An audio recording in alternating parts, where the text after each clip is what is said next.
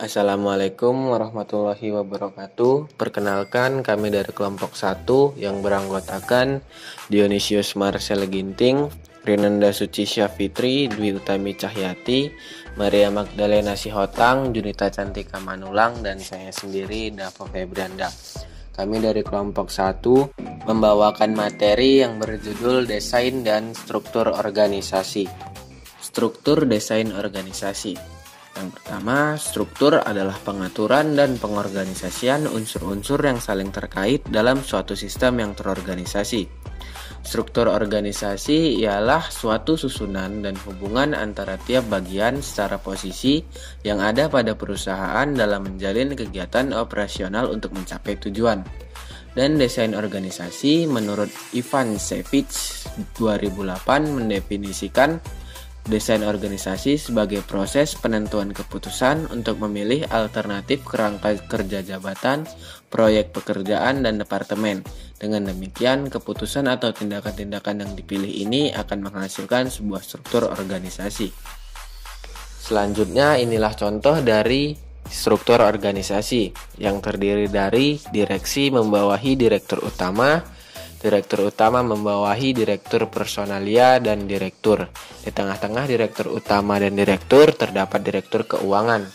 Direktur membawahi manajer personal, manajer pemasaran, manajer pabrik, manajer admin gudang yang membawahi divisinya masing-masing. Selanjutnya ada keputusan manajerial. Keputusan manajerial adalah proses identifikasi masalah dan kesempatan kemudian memecahkannya. Pengambilan keputusan yang baik merupakan bagian vital dari manajemen yang baik. Keputusan manajerial ini terbagi menjadi 4 bagian. Yang pertama, pembagian kerja, di mana para manajer membagi seluruh tugas organisasi menjadi pekerjaan-pekerjaan khusus yang tersusun dari aktivitas-aktivitas khusus sesuai kadar spesialisasi pekerjaan. Contoh dari pembagian kerja ialah seorang account representatif pada kantor pajak yang memiliki pekerjaan khusus seperti pengawasan kepatuhan kewajiban perpajakan, melaksanakan bimbingan, dan melaksanakan himbauan kepada wajib pajak. Selanjutnya ada pendelegasian kewenangan. Pendelegasian kewenangan atau delegation of authority mengacu secara khusus pada kewenangan pengambilan keputusan, bukan melakukan pekerjaan. Contohnya, pemberian kewenangan dari kepala daerah kepada kepala dinas atau camat dalam melaksanakan pelayanan kepada masyarakat. Selanjutnya ada pembagian departemen, yaitu pembagian anggota-anggota atau karyawan sesuai dengan keahlian yang dimiliki. Suatu perusahaan industri besar mungkin diorganisasi menurut wilayah pada tingkat horizontal pertama dan tingkatan-tingkatan selanjutnya diorganisasi atas dasar produk, fungsi, peralatan, dan waktu. Pembagian departemen ini terbagi menjadi 3. Yang pertama, departemen fungsional, yaitu pendekatan fungsional untuk mengelompokkan kegiatan organisasi, dan ini mungkin merupakan tipe departementasi yang paling umum dan luas digunakan dalam merancang struktur organisasi. Contohnya, pengelompokan bagian keuangan, bagian SDM dan umum, bagian operasi secara tersendiri untuk melakukan tugasnya masing-masing. Selanjutnya, ada departementasi produk. Maksudnya, perusahaan akan mengelompokkan departemen sesuai dengan kelompok produk yang dihasilkan. Misalkannya, pembagian departemen barang untuk mengurusi produksi produk berupa barang, dan departemen jasa untuk menangani produk yang berupa jasa. Yang terakhir dari pembagian departemen ialah departemen wilayah, yaitu pengelompokan kegiatan-kegiatan menurut tempat di mana organisasi menjalankan usahanya. Contohnya, kegiatan pemasaran yang beroperasi di banyak daerah dalam suatu negara sering dibagi menjadi kelompok-kelompok wilayah dengan manajer pemasaran tersendiri untuk setiap lokasi. Yang terakhir dari keputusan manajerial ini ialah rentang kendali. Rentang kendali atau span of control adalah jumlah pegawai atau bawahan yang dapat dikendalikan secara efektif oleh seorang manajer atau supervisor pada satu waktu. Contoh, perbandingan jumlah pejabat bawahan yang harus diawasi oleh pengawas yang bekerja pada proyek. 3 dimensi struktur organisasi. 1. Kompleksitas. Kompleksitas merujuk pada tingkatan diferensiasi yang ada di dalam sebuah organisasi. Mempertimbangkan tingkat diferensiasi yang ada dalam organisasi termasuk di dalamnya tingkat spesialisasi atau tingkat pembagian kerja, jumlah tingkatan di dalam hierarki organisasi, serta tingkat sejauh mana unit-unit organisasi tersebar secara geografis. 3 bentuk diferensiasi. 1. Diferensiasi horizontal merujuk pada tingkat diferensiasi antara unit-unit berdasarkan orientasi para anggotanya, sifat dari tugas yang mereka laksanakan, dan tingkat pendidikan dan pelatihannya. Semakin banyak jenis pekerjaan yang ada di dalam organisasi yang membutuhkan pengetahuan dan keterampilan yang istimewa, semakin kompleks pula organisasi tersebut. 2. Diferensiasi vertikal merujuk pada kedalaman struktur. Makin banyak tingkatan yang terdapat di antara top manajemen dan tingkat hierarki yang paling rendah, makin besar pula terjadinya distorsi dalam komunikasi dan makin sulit mengkoordinasi pengambilan keputusan dari pegawai manajerial, serta makin sukar bagi top manajer untuk mengawasi kegiatan bawahannya. 3. Diferensiasi spasial merujuk pada tingkat sejauh mana lokasi kantor, pabrik, dan personalia sebuah organisasi tersebar secara geografis. Diferensiasi dapat dilihat sebagai perluasan dari dimensi horizontal dan vertikal, artinya mungkin untuk memisahkan tugas dan pusat kekuasaan secara geografis. Pemisahan ini mencakup penyebaran jumlah dan jarak. 2. Formalisasi.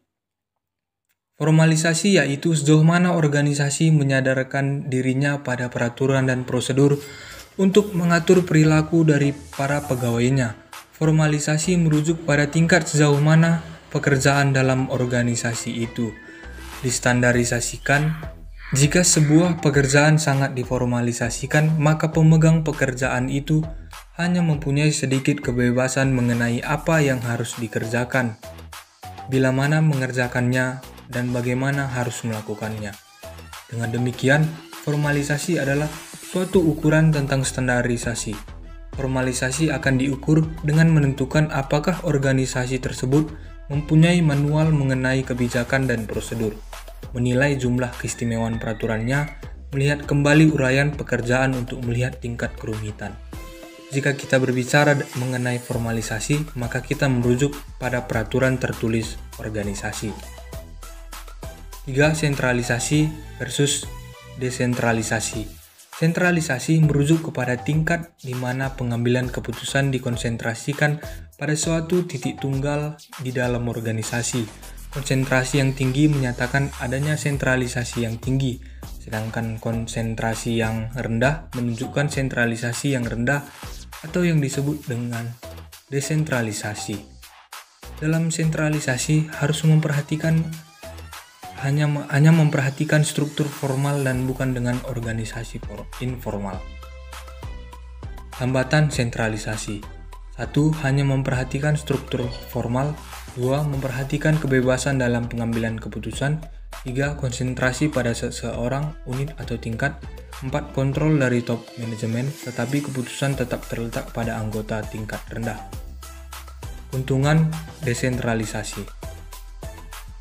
Setiap manajer mempunyai keterbatasan terhadap jumlah informasi, dapat menanggapi perubahan dengan cepat, memberi masukan lebih rinci bagi pengambilan keputusan, memotivasi pegawai untuk memberi kesempatan dalam pengambilan keputusan, memberi peluang pelatihan bagi manajer tingkat rendah. Keuntungan sentralisasi. 1. Keputusan komprehensif yang akan diambil. 2. Penghematan dan lebih efektif. Alternatif desentralisasi.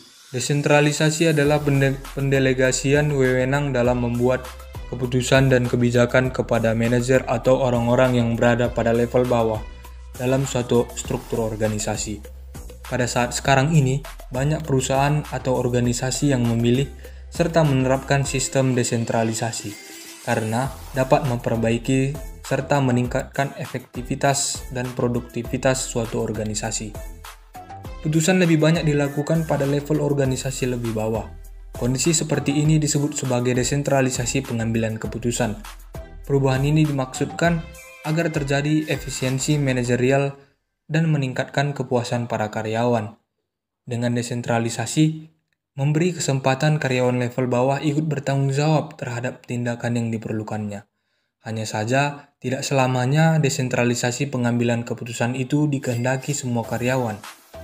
Ada sebagian unit, organisasi, dan karyawan yang bekerja di dalamnya merasa puas dengan desentralisasi karena mereka bisa berinovasi tanpa adanya hambatan dari level organisasi atas. Situasi ini misalnya cocok untuk unit organisasi R dan D. Akan tetapi, sebagian karyawan yang lain justru tidak tertarik untuk terlibat dalam pengambilan keputusan karena rutinitas pekerjaan sehari-hari seperti karyawan yang melakukan pekerjaan produksi. Penjelasan ini menegaskan bahwa desentralisasi tidak selalu cocok untuk semua unit organisasi. Yang selanjutnya, keuntungan desentralisasi. Desentralisasi dibagi menjadi dua, yaitu yang pertama desentralisasi rendah atau sentralisasi tinggi.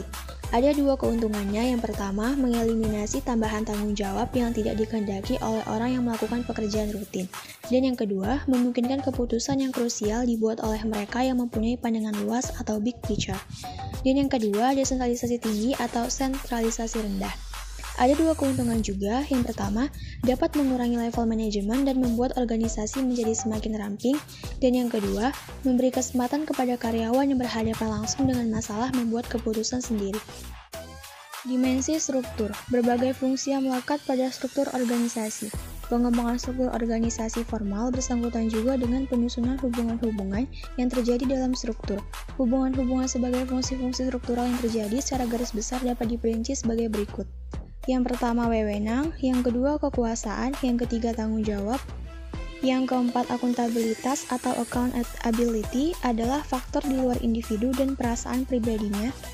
Yang kelima komunikasi dalam organisasi, yang keenam hubungan lini dan staf, yang ketujuh rentang kendali atau pengawasan, yang kedelapan sentralisasi dan desentralisasi, yang kesembilan rantai wewenang skalar, yang ke-10 kesatuan perintah, yang ke-11 ukuran, yang ke-12 komponen administratif, yang ke-13 spesialisasi, yang ke-14 standarisasi, yang ke-15 formalisasi, yang ke-16 sentralisasi, yang ke-17 kompleksitas, yang ke-18 integrasi, dan yang ke-19 diferensiasi.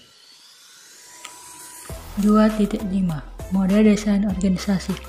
Model desain organisasi adalah mekanisme formal pengelolaan suatu organisasi yang menunjukkan kerangka dan susunan perwujudan pola tetap hubungan di antara fungsi-fungsi, bagian-bagian atau posisi maupun orang-orang yang menunjukkan kedudukan, tugas wewenang, dan tanggung jawab yang berbeda-beda dalam suatu organisasi. 1. Desain organisasi mekanistik, yaitu satu proses kepemimpinan tidak mencakup persepsi tentang keyakinan dan kepercayaan. 2. Proses motivasi hanya menyadap motif fisik, rasa aman, dan ekonomi melalui perasaan takut dan sanksi. 3. Proses komunikasi berlangsung sedemikian rupa sehingga informasi mengalir ke bawah dan cenderung terganggu tidak akurat. 4. Proses interaksi bersifat tertutup dan terbatas, hanya sedikit pengaruh bawahan atas tujuan dan metode departemental. 5. Proses pengambilan keputusan hanya di tingkat atas keputusan relatif. 6. Proses penyusunan tujuan dilakukan di tingkat kunci original tanpa mendorong adanya partisipasi kelompok. 7. Proses kendali dipusatkan dan meningkatkan upaya memperhalus kesalahan. 2. Desain organisasi organik. 1. Proses kepemimpinan mencakup persepsi tentang keyakinan dan kepercayaan antara atasan dan bawahan dalam segala persoalan. 2. Proses motivasi berusaha menimbulkan motivasi melalui metode partisipasi.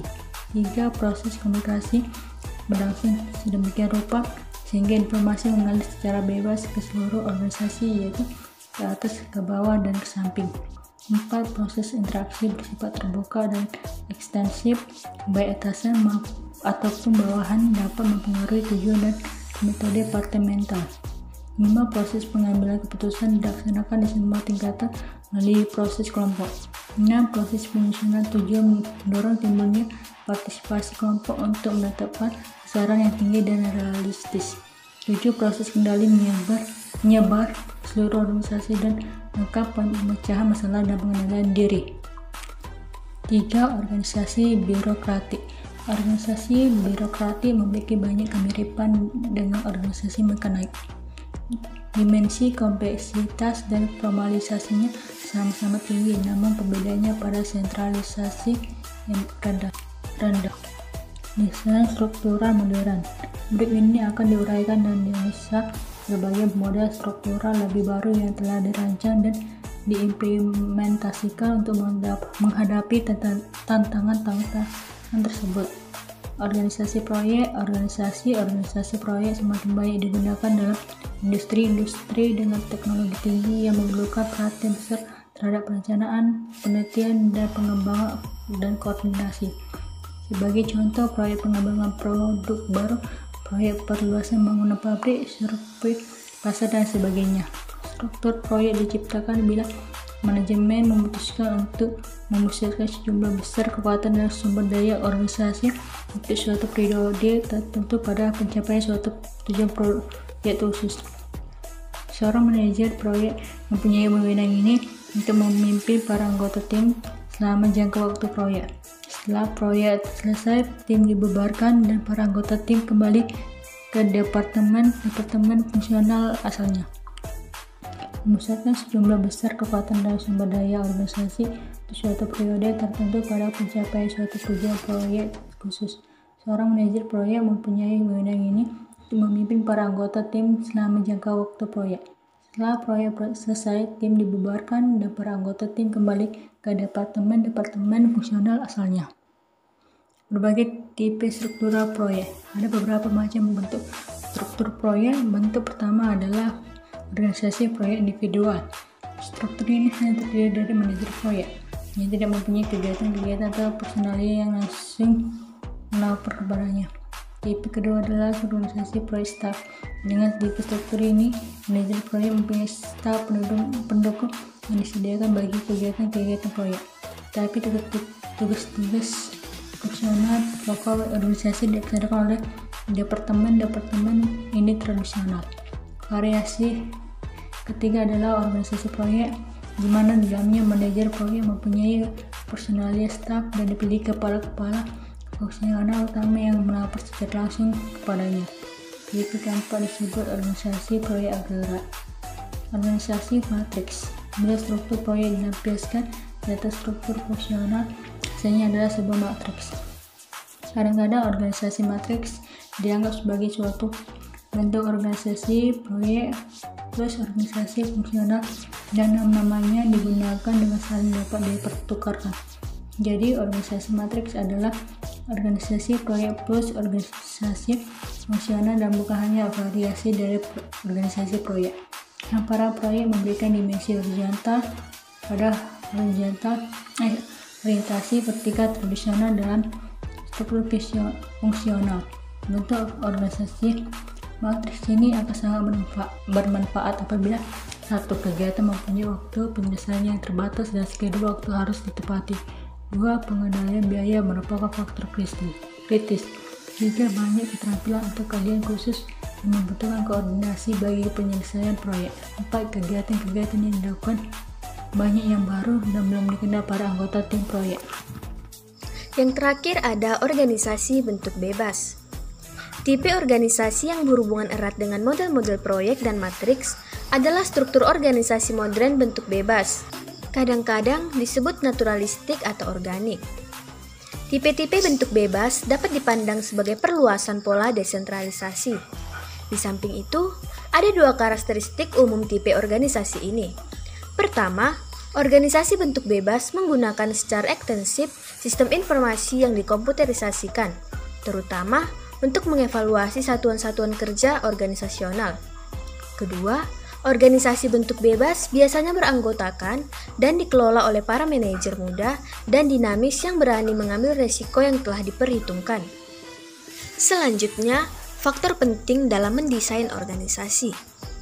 Meskipun banyak hal yang bisa mempengaruhi pilihan struktur yang tepat bagi suatu organisasi, 5 faktor berikut adalah yang paling umum, yaitu ukuran, siklus hidup, strategi, lingkungan, dan teknologi. 1. Organisasi ukuran.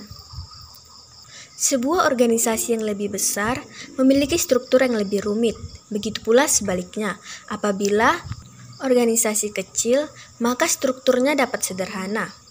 Pada kenyataannya, jika organisasi sangat kecil, bahkan mungkin tidak memiliki struktur formal.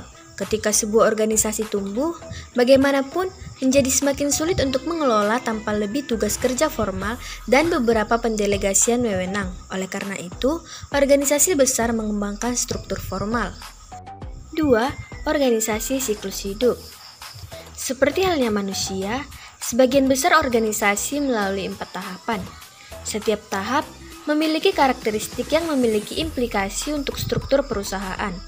Adapun tahapan-tahapan berikut yaitu 1. Lahir. Dalam keadaan lahir, perusahaan baru saja mulai. Sebuah organisasi dalam tahap lahir belum memiliki struktur formal. Dalam organisasi muda, tidak ada delegasi banyak otoritas. 2. Pemuda. Pada tahap ini, organisasi berusaha untuk tumbuh. Penekanan dalam tahap ini adalah untuk menjadi lebih besar. Perusahaan ini menggeser perhatian dari keinginan pendiri dengan keinginan pelanggan. 3. Setengah baya. Fase ini terjadi ketika organisasi telah mencapai tingkat keberhasilan yang tinggi. Sebuah organisasi di usia pertengahan lebih besar dengan struktur lebih kompleks dan semakin formal. 4. Jatuh tempo. Setelah perusahaan telah mencapai tahap kedewasaan, ia cenderung menjadi kurang inovatif, kurang tertarik dalam memperluas, dan lebih tertarik dalam mempertahankan dirinya dalam lingkungan. Penekanannya adalah pada peningkatan efisiensi dan profitabilitas. Yang ketiga ada strategi. Strategi adalah bagaimana organisasi akan memposisikan diri di pasar dalam hal produk. Sebuah perusahaan mungkin memutuskan untuk menjadi selalu yang pertama di pasar dengan produk terbaru dan terbaik, atau mungkin memutuskan bahwa itu akan menghasilkan produk yang sudah di pasar lebih efisien dan lebih efektif. Masing-masing strategi memerlukan struktur yang membantu organisasi mencapai tujuannya. Dengan kata lain, struktur harus sesuai dengan strategi. 4. Lingkungan. Lingkungan adalah dunia di mana organisasi beroperasi dan termasuk kondisi yang mempengaruhi organisasi seperti ekonomi, sosial budaya, kondisi lingkungan hukum, politik, teknologi, dan alami. Lingkungan sering digambarkan sebagai lingkungan stabil dan dinamis. 1. Dalam lingkungan yang stabil, keinginan pelanggan dipahami dengan baik dan mungkin akan tetap konsisten untuk waktu yang relatif lama. Adapun contoh organisasi yang menghadapi lingkungan yang relatif stabil, yaitu seperti deterjen, bahan pembersih, dan produk kertas. 2. Dalam lingkungan yang dinamis, keinginan pelanggan yang terus berubah, kebalikan dari lingkungan yang stabil. Kondisi ini sering dianggap sebagai bergolak. Selain itu, teknologi yang perusahaan menggunakan sementara di lingkungan ini mungkin perlu terus ditingkatkan dan diperbarui. Contoh dari fungsi industri dalam lingkungan yang dinamis adalah elektronik. Perubahan teknologi menciptakan tekanan kompetitif untuk semua industri elektronik karena seperti perubahan teknologi, begitu juga keinginan konsumen. Teknologi adalah cara tugas dicapai dengan menggunakan peralatan, perlengkapan, teknik, dan pengetahuan manusia. Kemajuan teknologi adalah penyebab paling sering perubahan dalam organisasi karena umumnya menghasilkan efisiensi yang lebih besar dan biaya yang lebih rendah bagi perusahaan. Pada awal 1960-an, Joan Woodward menemukan bahwa kombinasi yang tepat dari struktur dan teknologi yang penting bagi keberhasilan organisasi. Dia melakukan studi teknologi dan struktur di lebih dari 100 perusahaan manufaktur Inggris, yang ia klasifikasikan ke dalam 3 kategori inti manufaktur teknologi, yaitu produksi kecil, produksi massal, dan produksi proses. Jadi kesimpulannya, struktur organisasi adalah suatu susunan dan hubungan antara tiap bagian secara posisi yang ada pada perusahaan dalam menjalin kegiatan operasional untuk mencapai tujuan.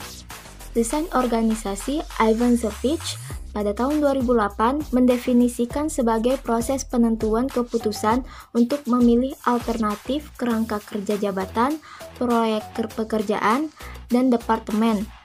Dengan demikian, keputusan atau tindakan-tindakan yang dipilih ini akan menghasilkan sebuah struktur organisasi.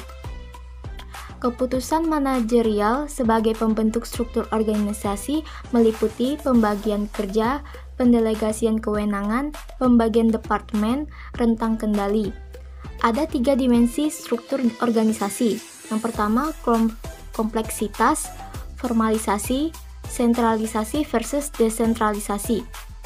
Model desain organisasi meliputi desain organisasi mekanistik, desain organisasi organik atau bentuk bebas, desain organisasi birokratik. Faktor penting dalam mendesain organisasi adalah ukuran, siklus hidup, strategi, lingkungan, dan teknologi. Baiklah, sekian dari kami kelompok 1. Lebih dan kurang kami memohon maaf. Wabillahi taufiq wal hidayah. Wassalamualaikum warahmatullahi wabarakatuh. Terima kasih.